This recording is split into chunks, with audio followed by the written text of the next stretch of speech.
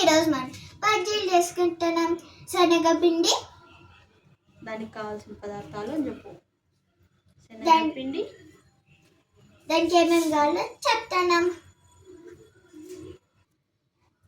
శనగపిండి, పసుపు పొడి,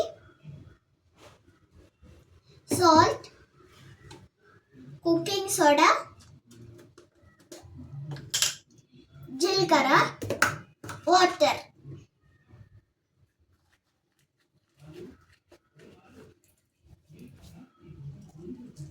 కుకింగ్ సోడా కొంచెం. Next water, bajji powder mixing. ఇది మనము ఉంటేలాగా కలుపుకోవాలి. ఉంటలు లేకుండా బజ్జీ పిండి ఇలా కలుపుకోవాలి.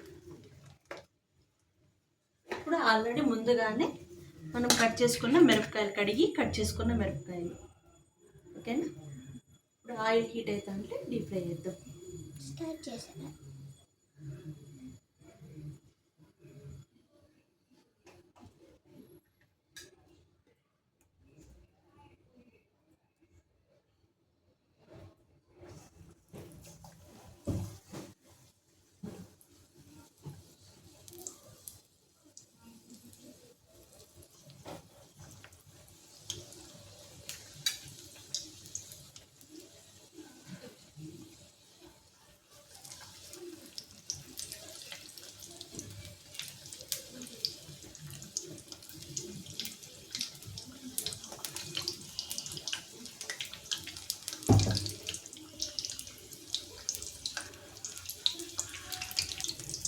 చూడండి బజ్జీలు ఎట్లా ఉడుకుతున్నాయో.